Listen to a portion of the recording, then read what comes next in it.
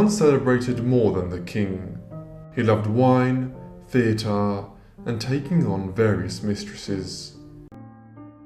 The man who would one day become Charles II was born as Charles Stuart on the 29th of May 1630. When he was still a child, his father, King Charles I of England, Scotland, and Ireland, deeply alienated the political communities of his three kingdoms in the 1630s, and the result was a series of civil wars in the 1640s.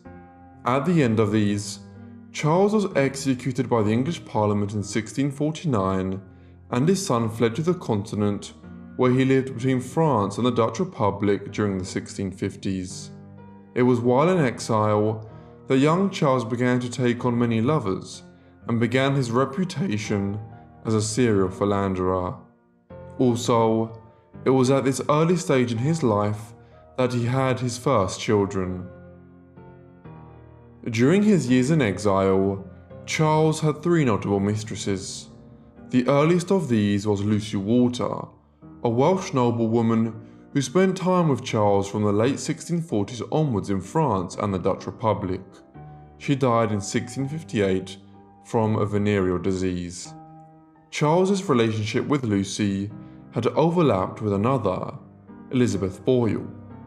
Elizabeth was married to Francis Boyle, a member of the immensely wealthy Boyle dynasty who controlled a vast estate in Ireland. They left for the continent following the end of the English Civil Wars to join the Stuart court in exile, and Elizabeth took up a position as a maid of honour to the widowed Queen Henrietta Maria, Charles's mother. Through this, she came into contact with Prince Charles and became his mistress for some time in the early 1650s. Though this relationship had ended badly, by the 1660s, Charles showed his favour to her many years later by elevating Elizabeth's husband to the title of Viscount Shannon in Ireland after the Restoration. Finally, in the late 1650s, Charles was romantically involved with Catherine Pegg, the daughter of Thomas Pegg, a leading member of the gentry in Derbyshire who had been exiled from England following the execution of Charles I. Their affair would have appeared to have ended in 1660, as she remained in the Low Countries for several years after Charles headed for England to become king. The details of much of her later life are quite obscure. However, in 1660, as a series of crises gripped England, supporters of the monarchy reached out to Charles in exile and offered to facilitate the restoration of the House of Stuart to the throne of England if he promised to guarantee a wide range of religious and political freedoms across the three kingdoms. Charles agreed and returned to England, where he became king in 1660. Charles's succession asking in 1660 corresponded with the commencement of his most significant relationship. This was with Barbara Palmer, née Villiers, a member of the Villiers political faction which had once been immensely powerful across the three kingdoms during King Charles I's reign. She became his mistress in 1660 after he returned to England. They would have an on-again, off-again relationship for much of the next 15 years, during which time Barbara bore at least 5 of Charles's children and possibly a 6th, though he always disputed the parentage of this last child. Like Elizabeth Boyle, Barbara was already married when she became Charles's mistress. She was the most infamous of Charles's many mistresses, and her influence at court was such that she was referred to as the uncrowned queen. When Charles became king in 1660, he was still a bachelor. Consequently, one of the first concerns of the new reign was to find the king a bride. Eventually, he settled on Catherine of Braganza, the daughter of King John IV of Portugal. They were wed on the 21st of May 1662. However, problems soon arose following Charles and Catherine's marriage. Firstly, Catherine was unpopular in England on account of her Catholicism, and more significantly, she could not produce an heir. Despite falling pregnant on at least 3 occasions in the 1660s, she suffered miscarriages in each instance. She and Charles would never have any children, and so the king was left without a legitimate heir. Once it became evident in the 1660s that Queen Catherine could not conceive, the king entered into a string of relationships with several mistresses, several of whom he sired children with. Many of these were actresses, which Charles had met owing to his love of the theatre. The first of these was Mary Mole Davies, an illegitimate child of the Earl of Berkshire, who had become an actress at the Duke's Theatre Company in London. She and Charles had an affair between 1667 and early 1669. Shortly afterwards, he became involved with Eleanor Nell Gwynn, another noted London theatre actress, but one who was also rumoured to have worked as a prostitute for some time.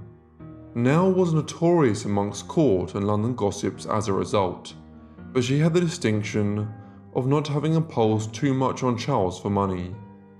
Nevertheless, she became extremely wealthy in a Restoration-era version of a rags to riches tale. She died young though, following a stroke in 1687 when she was just 37 years of age. The 1670s were notable for Charles's relationships with several foreign women as his government became involved in diplomatic negotiations with France and several other countries during a period of regular warfare. The most notable of these was Louise de Querouaille, a French noblewoman whom Charles met while visiting France on diplomatic negotiations in 1670. Although her relationship with Charles was only at its most intense in the early 1670s, she later settled in England and became a prominent patron of the arts and sciences. Louise was soon replaced by Hortense Mancini, an Italian-born noblewoman who was a niece of Cardinal Mazarin, the chief minister of King Louis XIV of France. She arrived to England in 1675 to visit her niece, Mary of Modena, who had married Charles's brother. She soon struck up a relationship with the king, whom she knew from his exile on the continent in the 1650s.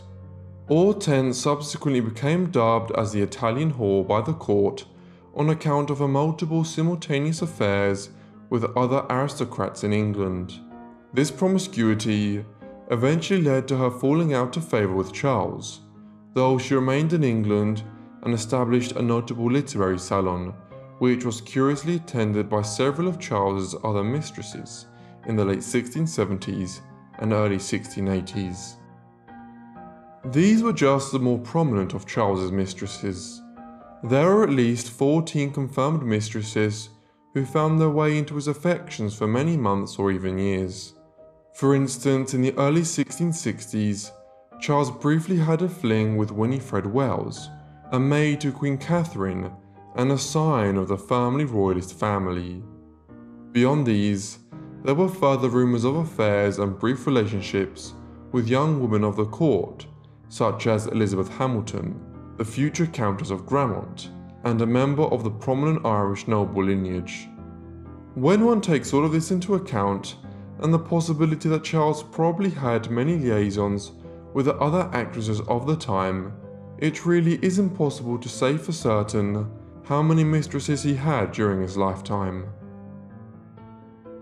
So, who were Charles's children, and what sort of lives did all these illegitimate children of the king have?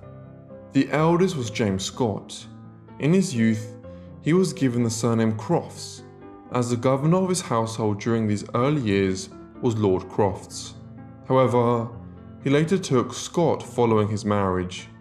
Illegitimate children of the monarch could not take the Stuart surname of the royal family, as this would confer legitimacy on them and cause inheritance disputes. James was born in April 1649 when Charles was not yet 20 years of age.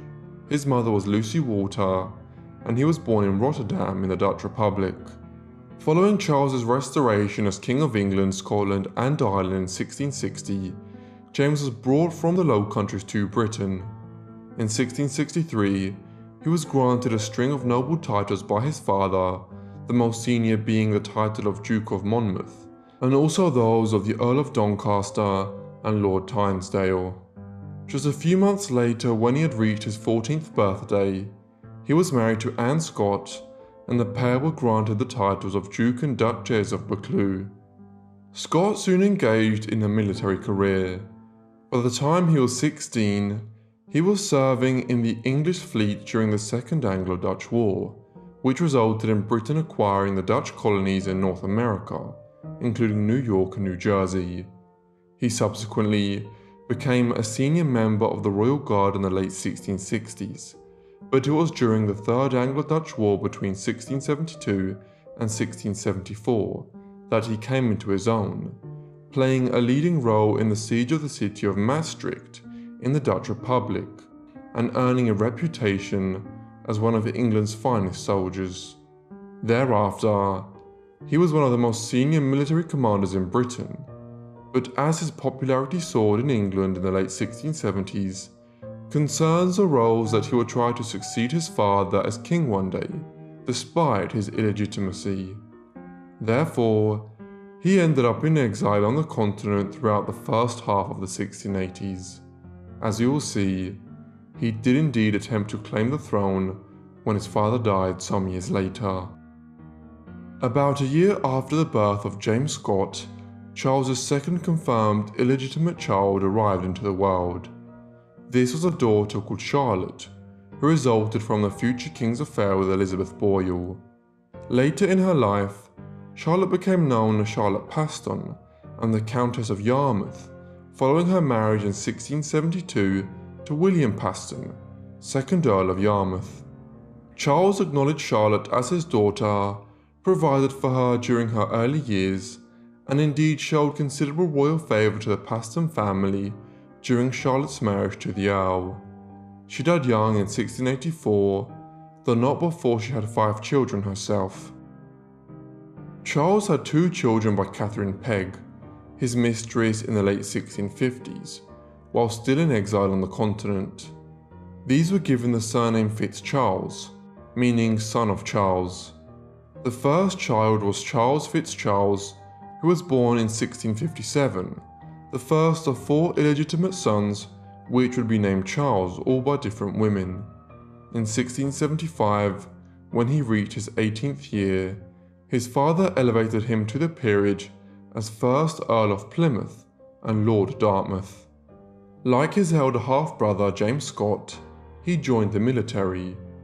In 1680, when he was just 22 or 23, he was dispatched to North Africa to aid in the defense of the city of Tangiers, which the Sultan of Morocco had laid siege to.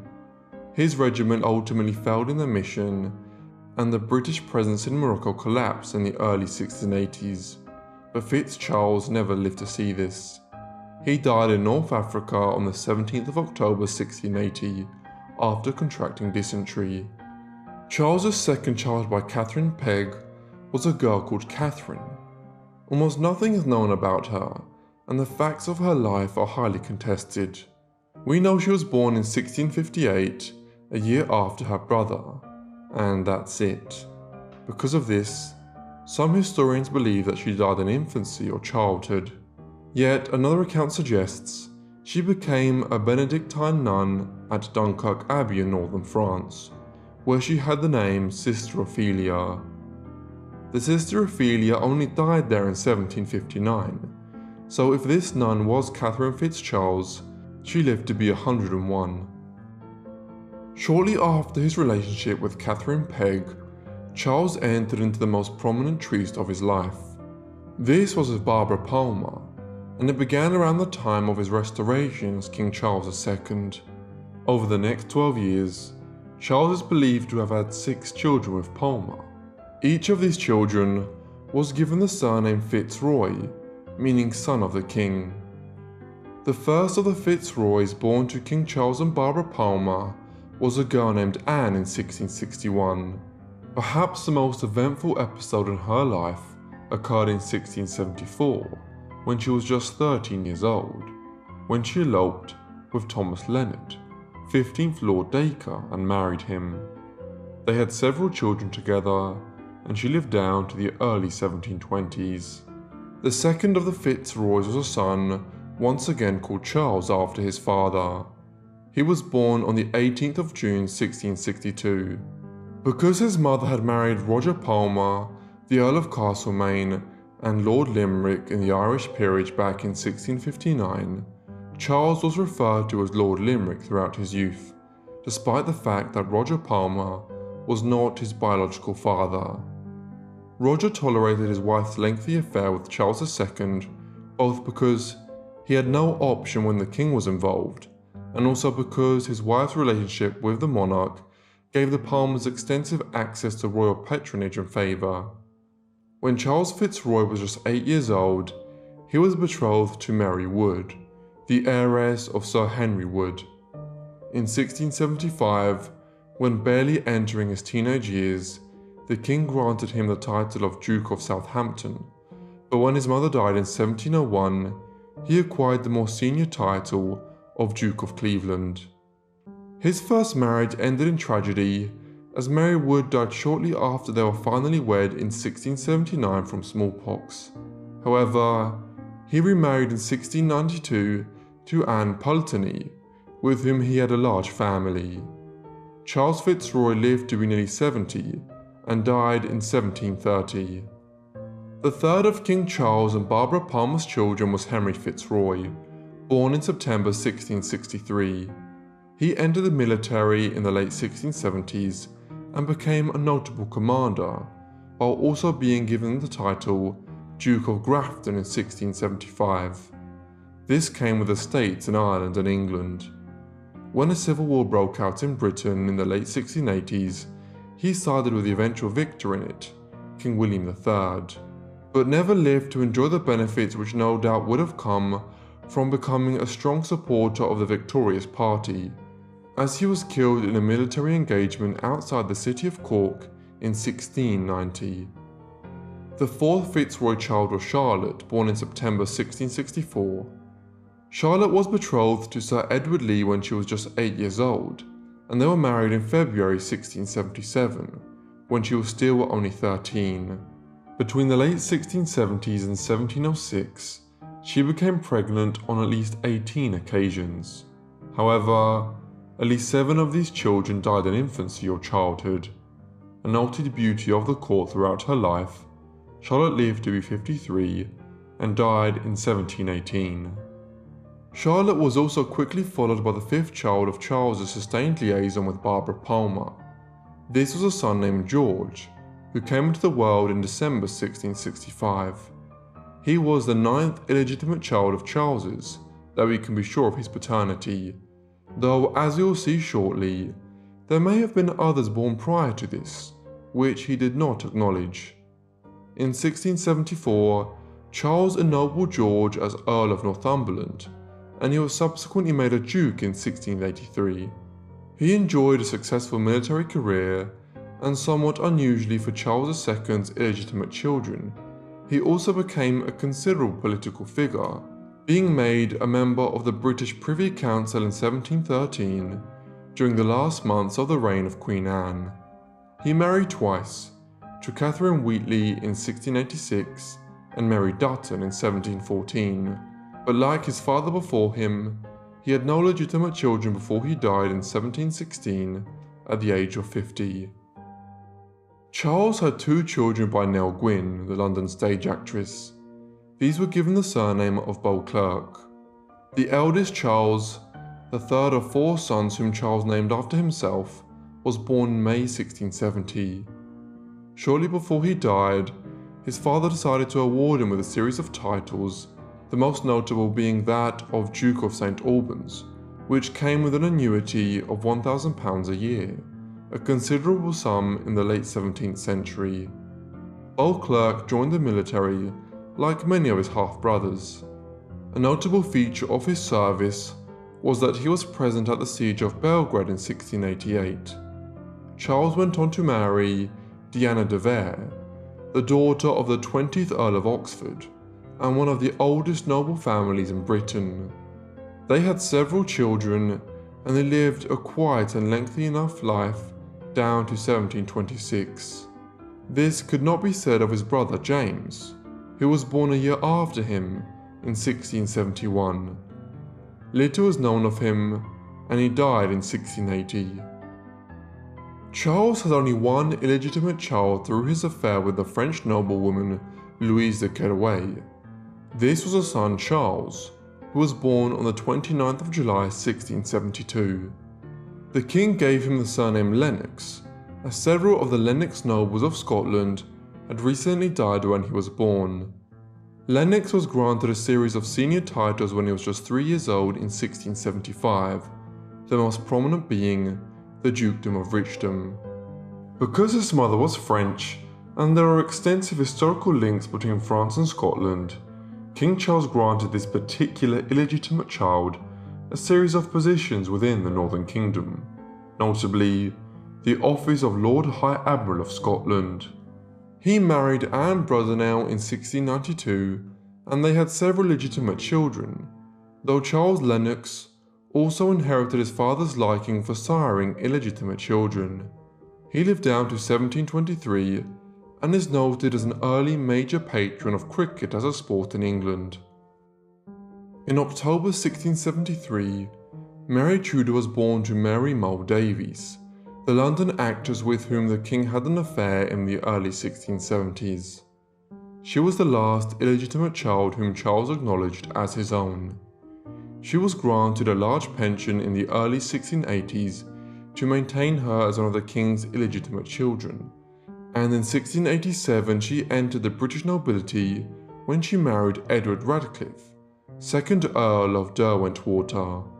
Together the couple had 4 children, but they separated in 1700, apparently due to Mary's unwillingness to convert to Roman Catholicism.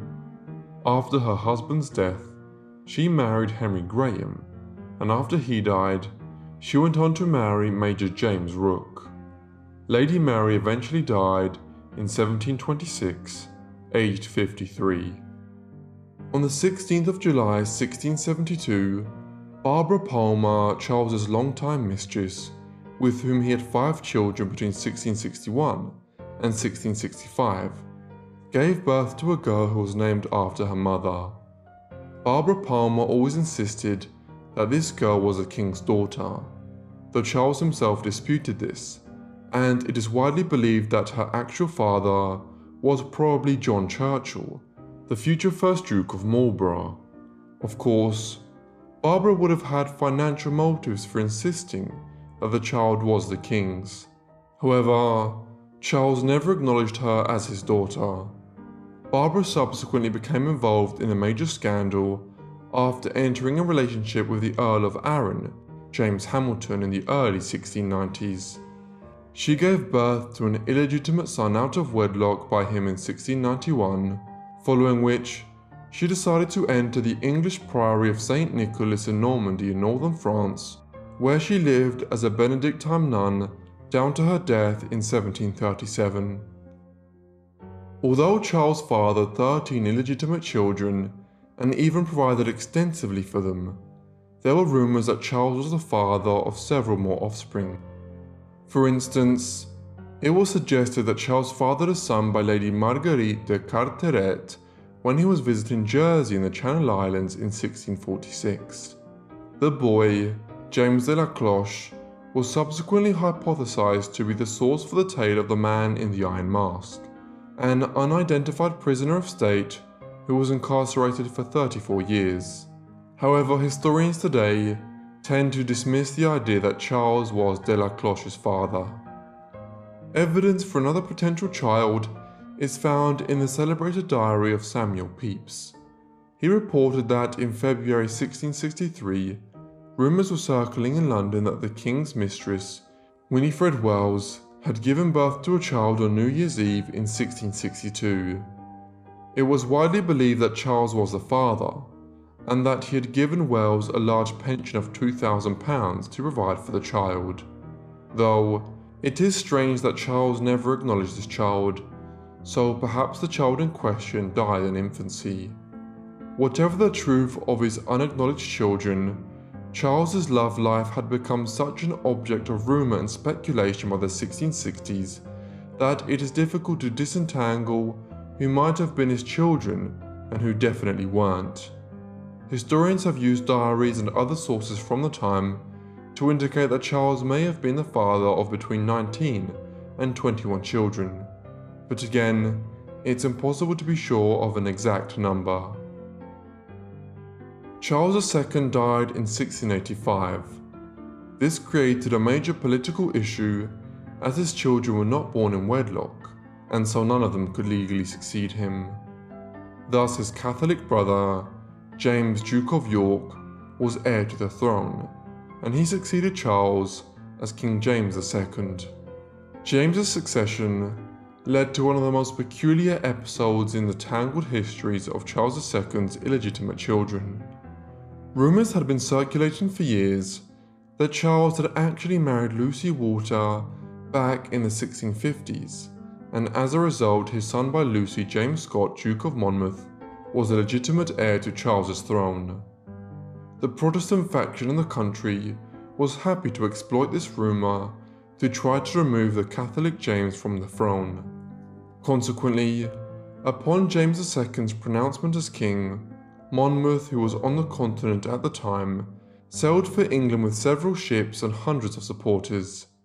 They landed in England and began a rebellion, which was timed to coincide with a revolt by some of James's Scottish subjects further north. However, it proved disastrous, and Monmouth was quickly apprehended by Crown forces. As a result, James Scott, Charles's eldest illegitimate child, was executed on the 15th of July, 1685. That said, James II didn't last much longer as king himself. In 1688, the English Parliament offered the throne to the king's daughter, Mary, and with the aid of her husband William of Orange, the couple deposed him in the Glorious Revolution. In the decades that followed, many of Charles's mistresses and illegitimate children continued to receive large pensions from the crown coffers, and they received sizable estates or had been placed in marriages to senior aristocrats.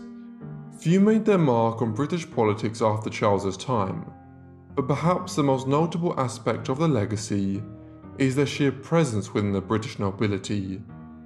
Because Charles had so many mistresses and so many illegitimate children to whom he granted dukedoms, earldoms and lordships, it is estimated that Charles's illegitimate children and their ancestors constitute more of the British nobility down to this day than any other family line in British history. Thank you everyone for watching.